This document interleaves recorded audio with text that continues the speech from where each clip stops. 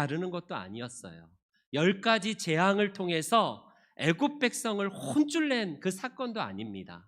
백미 중에 백미는 바로 모세가 하나님의 말씀을 율법을 받은 것과 우리가 계속해서 보았지만 성막 제정을 통하여서 내가 너희와 함께 하겠다는 그 표로 주신 성막 제정입니다.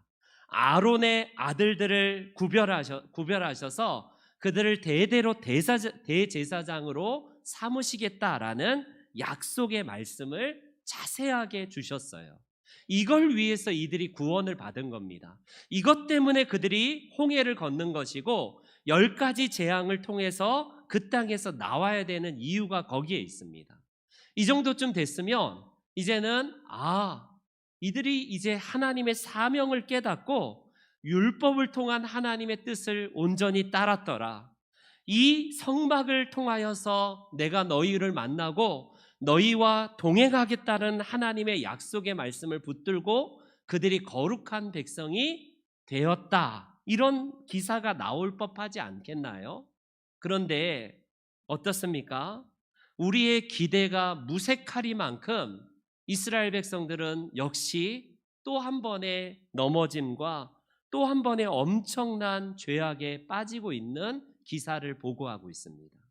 여러분, 인간의 모습이 이러해요.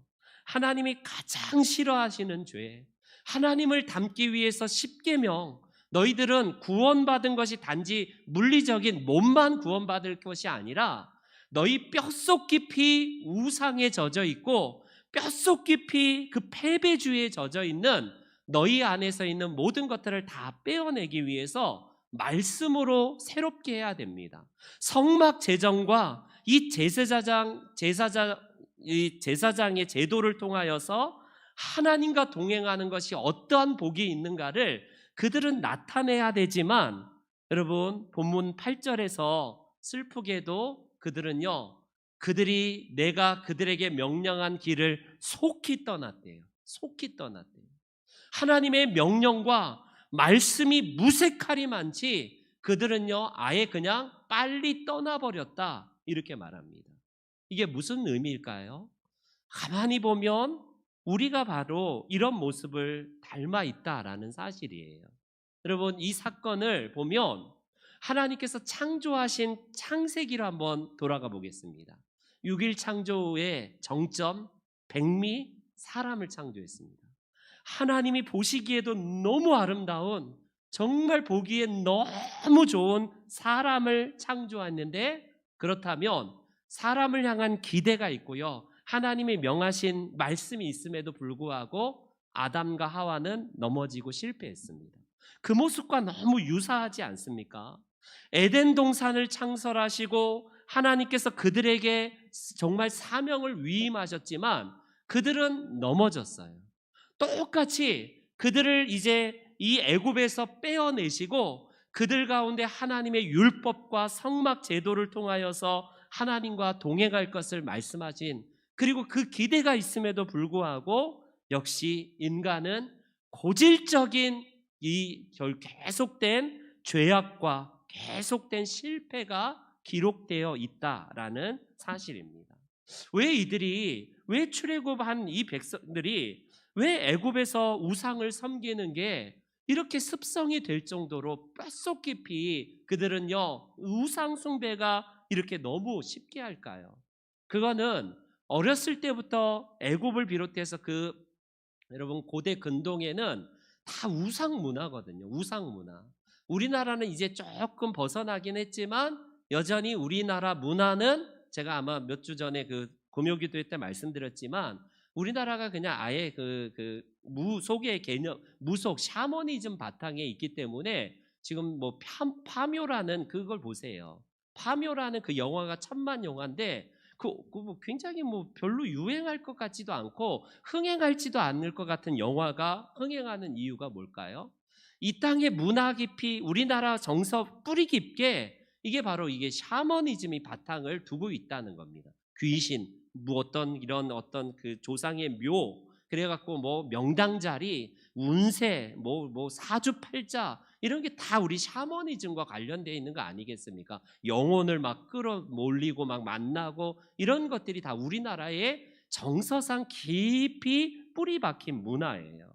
그처럼 이스라엘 백성들도요, 400년이 넘는 기간 동안 애굽에서 아예 그냥 조상 대대로 그들은 노예였지만 애굽 사람들이 섬기는 신이 얼마나 많습니까? 그 우상들을 섬기는 것을 아예 보고 자란 그들에게는 보여지는 것이 곧 신이라고 생각하는 거예요.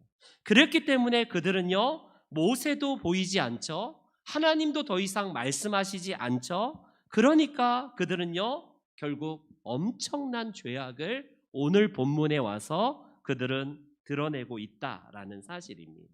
이 악습을 하나님께서 고치시기 위해서 그들 속에 있는 뿌리 깊은 우상의 것들을 빼어내시는 작업을 무려 40년 동안 했지만 어떻습니까? 다 실패해요. 다 넘어집니다. 아니, 40년만 그랬나요? 가나안 땅에 너희들이 들어가면 너희들은 가나안 땅에 있는 그 우상을 다 철폐해버려라. 다 없애버려라. 왜 그래요?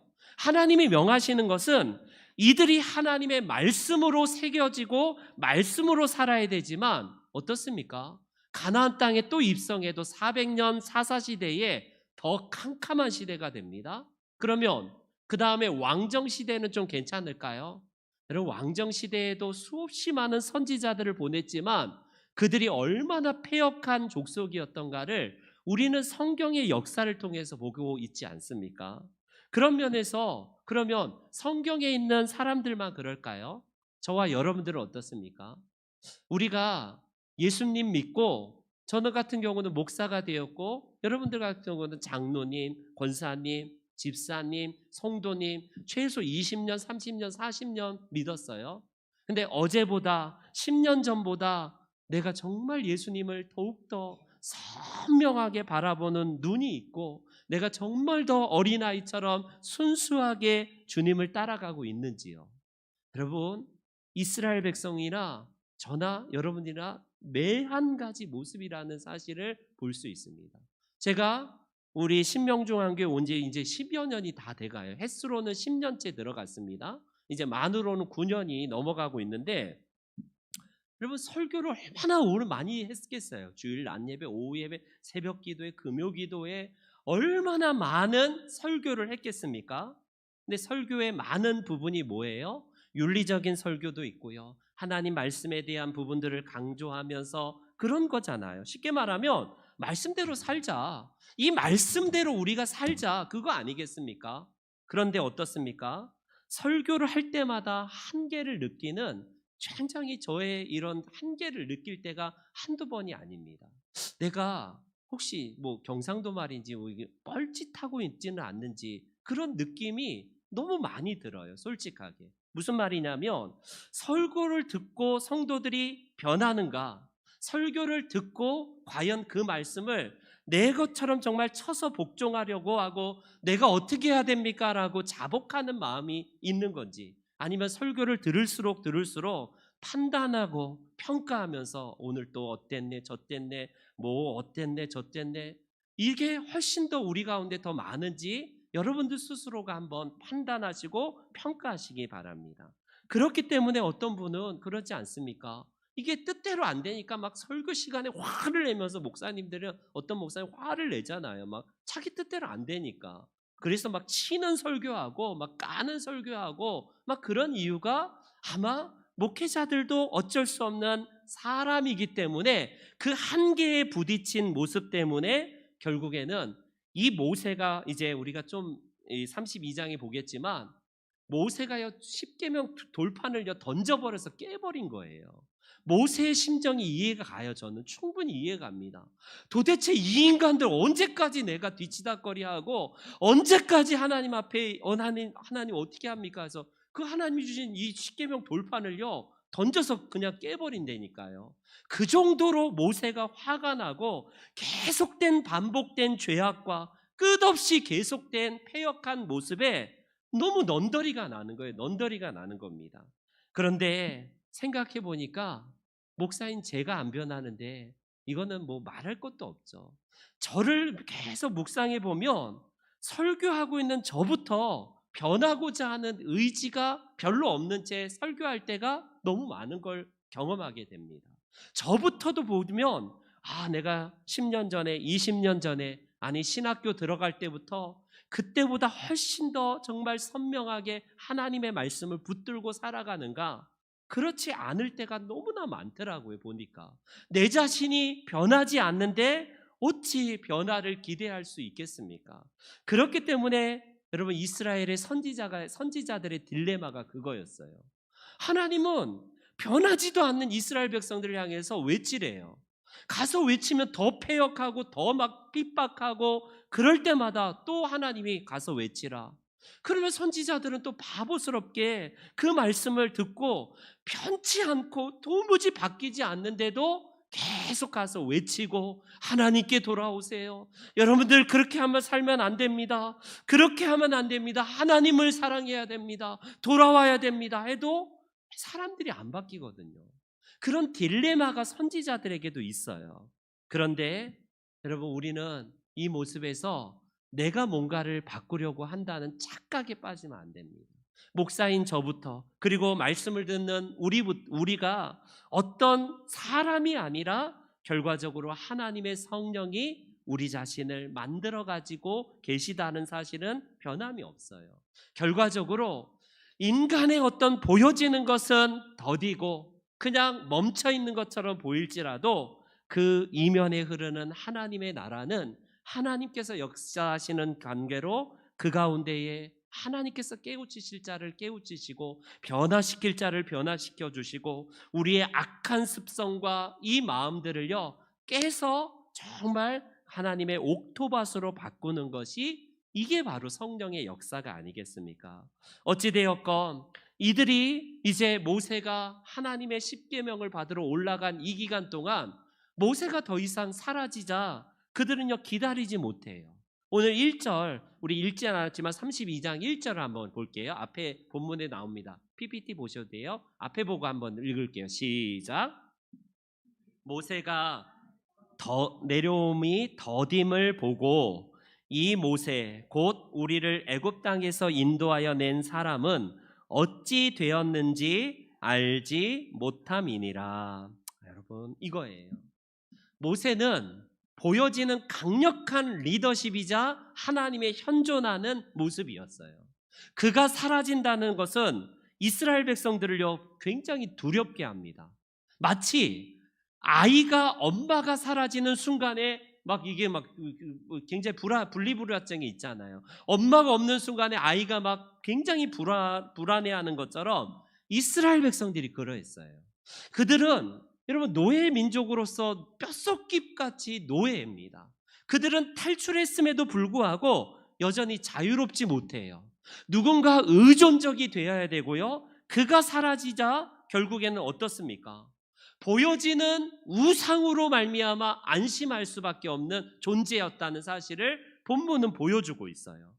이 모세가 사라지고 하나님이 침묵하실 때에는 기다리라는 사인이에요. 그러나 그들은요 모세도 안 보이죠. 하나님의 말씀도 없죠. 그러다 보니까 보여지는 이 신으로 보이지 않는 신을 대체하는 작업을 하게 됩니다. 그 이스라엘 백성들이 여러분 자유민으로 그들을 구속하시고 해방하셨음에도 불구하고 그들은요 스스로 결단하여서 자유인으로 살지 못하는 여전히 노예민족으로 살고 있다는 반증이라고 할 수 있습니다. 여러분 인간은 바로 그거예요. 뭔가 손에 잡히는 게 없으면 불안합니다. 목회자인 저도 마찬가지예요. 굉장히 뭔가가 보여져야지만이 뭔가 안심하고 이 정도면 됐어. 그런데 뭔가가 우리 안에서 목표로 하는 것들이 보이지 않을 때, 내 손에 만져지지 않을 때에 불안하거든요. 사람은요. 이스라엘 백성들이 그거예요. 그들은요 모든 판단과 결정을 하나님의 말씀으로 주체적으로 기다리면서 결국에는 그걸로 평가해야 되는데 보이지 아니하는 그 하나님을 보이는 신으로 우상으로 대체하는 작업을 하고 있다라는 사실입니다. 여러분 우리가 바로 종교개혁의 후예들인 우리는 바로 스스로 판단하고 말씀으로 주체적으로 살기 위해서 우리 종교개혁가들이 바로 종교개혁의 기치를 내선 거예요. 여러분, 중세 때까지 사람들은 그냥 아무 의미 없이 일어났다 앉았다가 아멘하면 아멘하고 뭔 의미가 없는 거예요. 주체적이 되지 못합니다. 그러나 종교개혁가들은 이 하나님의 말씀을 뺏어서 이 성직자들의 손에서 뺏어서 모든 평신도들에게 이 말씀에서 성령의 영감을 통해 주체적으로 말씀의 움직임에 따라서 살아가도록 이 종교개혁가들이 이런 운동을 한 거예요. 그동안 굉장히 우미나 정책에 따라서 성경도 읽지 않죠. 그냥 라틴어 예배만 드리니까 무슨 말인지 몰라요. 지금 여기서 만약에 여러분 라틴 말로 우리가 예배를 드리고 1시간 나갔다 들어오면 뭔가 있어는 보이지만 아무런 감각도 없고 뭐 없잖아요. 그겁니다. 결과적으로 그들에게 있어서는요, 하나님의 말씀이라는 것으로 채워지는 시간이 필요했는데 못 기다려요. 그래서 자신을 인도할 신, 불안한 지금의 이 상황을 타개하는 방법으로 아론에게 우리에게 신을 좀 만들어 달라라고 전체 이스라엘 백성들이 요청을 하고 있어요. 이게 오늘 모세가 사라지고 모세가 없는 상태에서 일어났던 일입니다. 하나님은 여러분 지금 아이러니하게 모세에게 너희는 십계명에 아무 우상도 만들지 마라, 산 위에서는 우상을 만들지 말라라고 모세에게 이제 십계명을 내리고 있는 이 중에 저 밑에서는 백성들이 우상을 만들고 있어요. 얼마나 지금 다른 길로 가고 있는지를 보여주고 있습니다. 그들이 왜 이런 우상을 만들까요? 보여지는 신을 통하여서 내가 신을 통제하려고 하는 불순한 의도가 사람에게는 있다라고 할 수 있습니다. 여러분, 우상 숭배의 문제는 지금까지도 계속 이어지고 있어요. 우상 숭배는 현재 우리가 최소한 금송아지 만들어 갖고 이 제단 위에다 올려놓고 비나이다 비나이다 하는 기독교인은 없을 겁니다. 최소한 돌부처 지나가다가 돌부처 보면 비나이다 비나이다 하는 사람 없을 거예요. 여러분, 지금도 천주교회는 마리아상 앞에서 고개 숙이고 이렇게 기도하면서 마리아한테 기도하도 하지만 우리는 최소한 그러지 않아요. 그러면 우상 숭배의 문제가 사라지는 걸까요? 그러지 않습니다.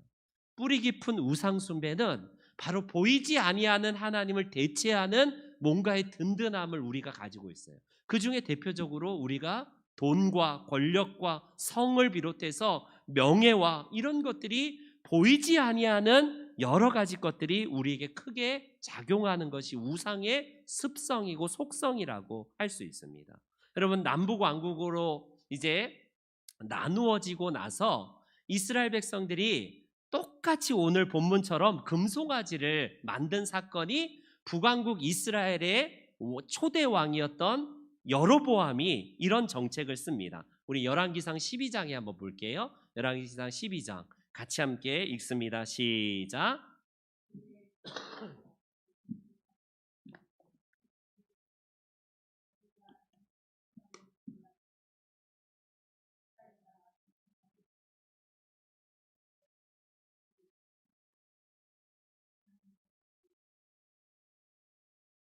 여러분, 몇백 년이 지났어요. 지금 거의 한 800년이 지난 이 상태에서도 지금 출애굽기에서 모세가 산에 올라간 이 상태에서 금송아지를 만든 것과 똑같이 남왕국 유다와 북왕국 이스라엘로 나눠지고 나서 북왕국의 초대 왕이었던 여로보암이 이들이 혹시 예루살렘으로 예배하러 가면 민심이 혹시 저 남쪽으로 이반이 될까봐 염려했던 여로보암은 2마리의 금송아지를 각각 단을 이게 만들어 버립니다. 그래서 너희들은 예루살렘까지 갈 거 없어. 이 금송아지가 우리를 여기까지 인도한 바로 하나님이다라고 이야기를 하는 겁니다. 여러분, 얼마나 이게 뿌리 깊은 모습이에요.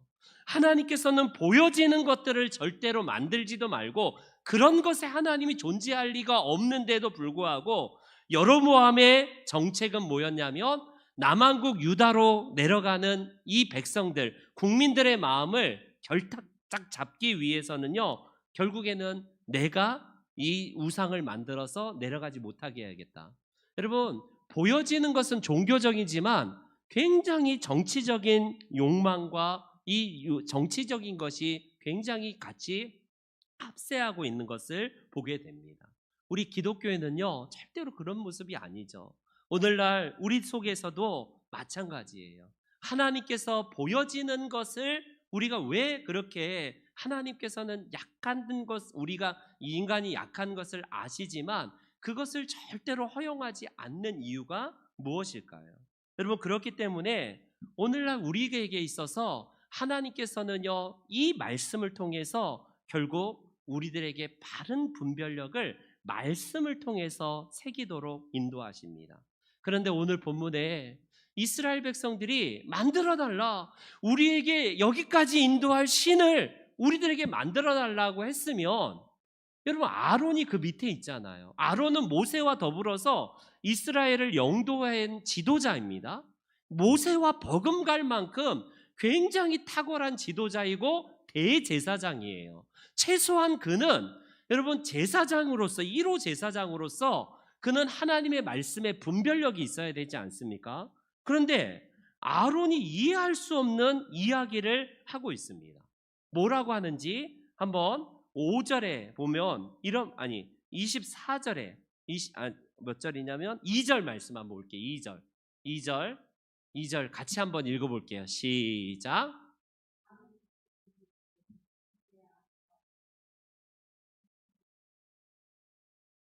여러분, 도대체 아론이 이해할 수가 없어요.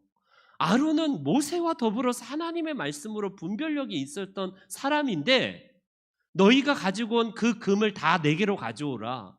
도대체 아론이 뭐 하자는 거죠? 그런데 더 놀라운 것은 22절에 이렇게 말합니다.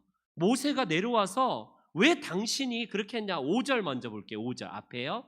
네, 내일은 여호와의 절이리다 라고 하면서, 내일이 마침 여호와의 절이기 때문에 우리가 이때에 이 우상을 만들어서 하나님을 기념하자, 이 아론의 입에서 도무지 해서는 안 될 말까지도 해요. 결과적으로 모세가 내려와서 누구를 탓하겠어요? 누구를 책망하겠습니까? 아론을 향하여서 왜 당신이 이렇게 백성들을 그릇되이 인도했느냐라고 책망할 때에, 여러분, 뭐라고 했는지 한번 보십시오.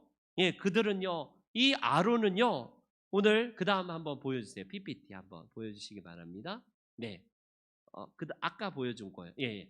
한번 아론이 이렇게 변명을 해요. 22절과 24절 시작.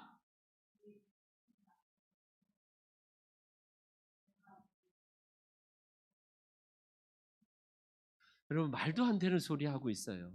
지금 아론이 이 백성이 완악해서 나를 죽이려고 하기 때문에 내가 만들었습니다. 그것까지는 이해됩니다. 22절은. 근데 내가 그들이 가지고 오는 금을 불에다가 던졌더니 마술도 아니고 금송아지가 그냥 저절로 나온 걸 나보고 어떻게 하겠습니까? 나는 아무 죄가 없어요. 쉽게 말하면 아론이 모세에게 변명한다고 한 이야기가 저런 이야기입니다. 여러분, 인간이 얼마나 끊임없이 이렇게 정말 추락할 수 있는지를 보여주고 있어요.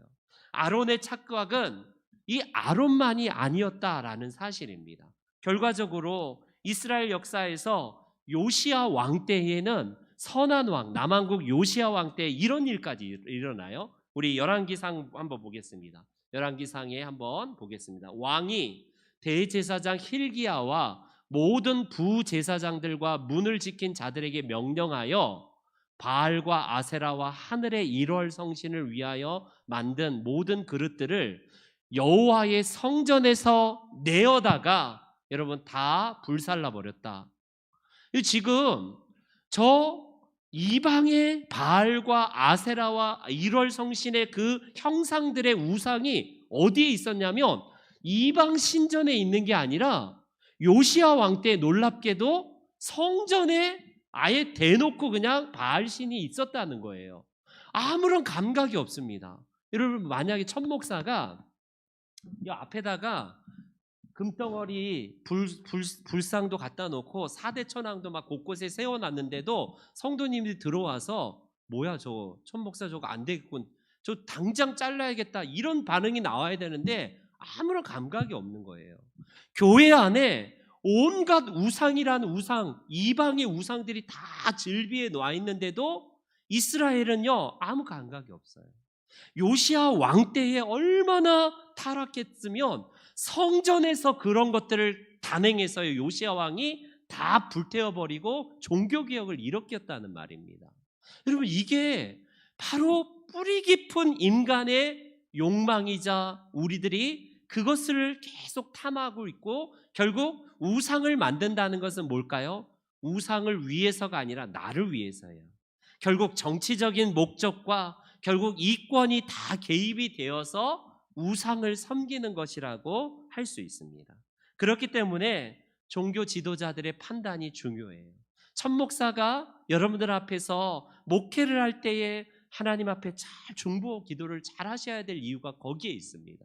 물론 저도 기도하면서 몸부림을 치고 있지만 여러분들이 바른 판단을 할 수 있도록 해달라고 늘 기도하면서 중보해 주실 필요가 있는 거예요. 한번 지도자의 잘못된 판단이 얼마나 큰 어려움을 한국교회에 미치는 것을 우리가 많이 보고 있지 않습니까? 물론 교회마다 여러 가지 강력하게 그냥 평신도들이 말씀으로 바로 세워지면 금방 해결도 되기도 하지만 목회자나 지도자의 잘못된 판단으로 교회가 막 풍비박산 나고 두 쪽 나고 막 교회가 어려워지는 경우를 너무 많이 보고 있지 않습니까? 그거예요. 그렇기 때문에 오늘 대제사장 아론이 실패한 이 모습에서 결국에는 하나님은 소수의 사람을 남겨두는데 그 사람들이 바로 우리가 읽지는 않았지만 26절에 이해함에 보면 그 우상을 섬기고 막 금송아지를 만드는 그 현장에서도 레위 지파가 결코 그들과 함께하지 않아요.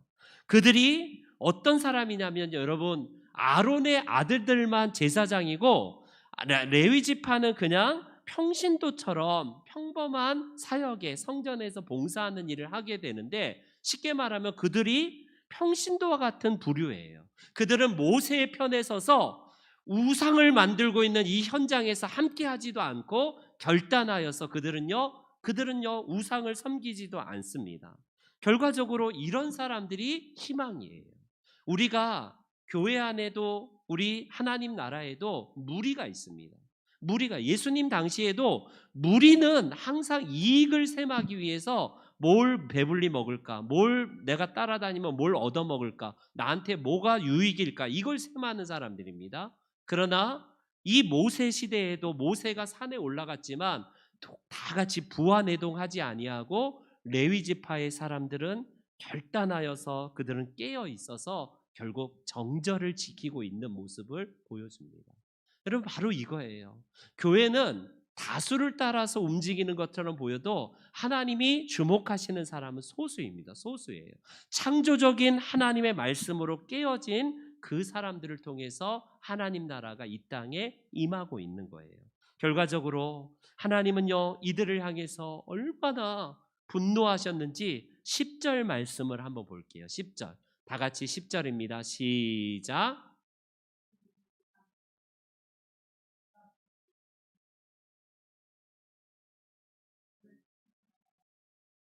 여러분, 가증한 우상 숭배는 하나님이 용납하지 못하는 죄악입니다. 결국 이 죄악으로 말미암아 그들을 진멸해 버리겠다라고 하나님이 선언하시는 내용이 본문에 나와요. 그런데 8절에 한번 보세요. 8절 말씀을 한번 다시 한번 보겠습니다. 8절. 네, 그다음 PPT 한번 네. 10절인가요? 네, 맞아. 예, 한번 읽어 보겠습니다. 시작.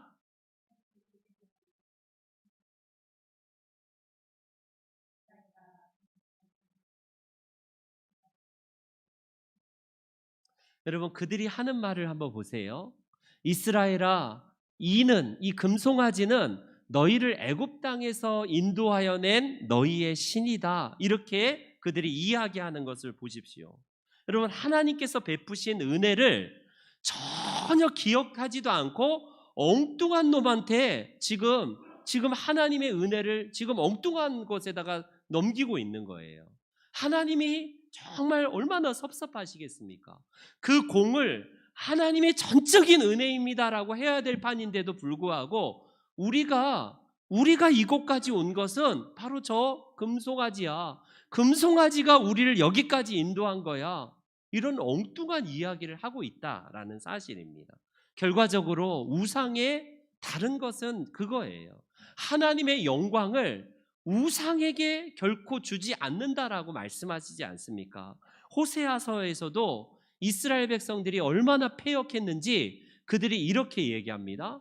곡식과 새 포도주와 기름은 내가 그에게 준 것이요 그들이 바알을 위하여 쓴 은과 금도 내가 그에게 더하여 준 것이거늘 그가 알지 못하는도다. 그러므로 내가 그 곡식을 그것이 익을 계절에 도로 찾으며 내가 새 포도주를 그것이 맛들 시기에 도로 찾으며 또 그들의 벌거벗은 몸을 가릴 내 양털과 내 삶을 빼앗으리라 라고 이렇게 말합니다. 여러분, 하나님이 비도 내리시고 하나님이 곡식도 자라게 하시는데 호세아 선지자 시대에는 어떻게 패역하냐면 다 바알 신이 우리들에게 축복하셨기 때문에 이 비도 바알이 내리고 곡식도 바알이 우리에게 주셨기 때문에 이게 우상의 속성이에요. 결과적으로 이들을 진멸하겠다는 하나님의 진노의 이 선언 앞에 모세가 또 하나님 앞에 엎드려서 기도하는 내용이 11절부터 13절, 30절부터 32절까지 나오는데 두 번에 걸쳐서 그는 간곡하게 기도하고 있어요. 첫 번째 기도 11절과 12절 한번 모세가 이렇게 기도하는 거 한번 들어보시죠. 11, 12절 시작.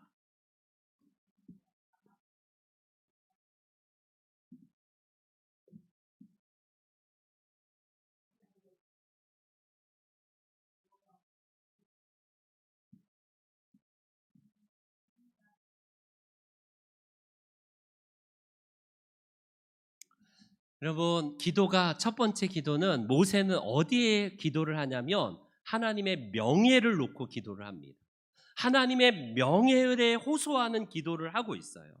하나님의 명예는 뭐냐면요, 하나님께서 뜻을 변치 않으신 분이거든요. 그럼에도 불구하고 인간의 이 기도 속에서 하나님은 이스라엘을 포기하지 않으시는 하나님 아니십니까? 하나님의 명예가 달려있고 하나님의 백성으로 삼으신 이 백성을 멸하신다면 이 이민족들이 얼마나 조롱하겠습니까? 결과적으로 이스라엘 백성들이 패역해도 계속 바벨론으로부터 돌아올 수 있는 이유도 뭐였습니까? 하나님의 명예를 위해서 명예에 호소하는 우리 선지자들의 기도가 있었다라는 사실입니다. 에스겔 선지자는 특별히 이렇게 기도를 해요. 뭐라고 합니까? 여러 나라 가운데에 더럽혀진 이름 곧 너희가 그들 가운데 더럽혀진 나의 큰 이름을 내가 거룩하게 할지라. 내가 그들의 눈앞에서 너희로 말미암아 나의 거룩함을 나타내리니 내가 여호와인 줄을 여러 사람이 알리라. 여러분, 이스라엘 백성들이 회개해서 이들을 구원하신 것도 아니에요. 바벨론의 포로 가운데서 이들을 돌아오게 하신 것도 하나님의 이름과 하나님의 명예 때문에 결과적으로 모세가 이것에 호소하는 기도로 이스라엘 백성들을 용서해달라는 기도를 합니다. 두 번째 기도를 보세요. 두 번째 기도는 13절에 나오는데 이렇게 모세가 기도를 합니다. 시작.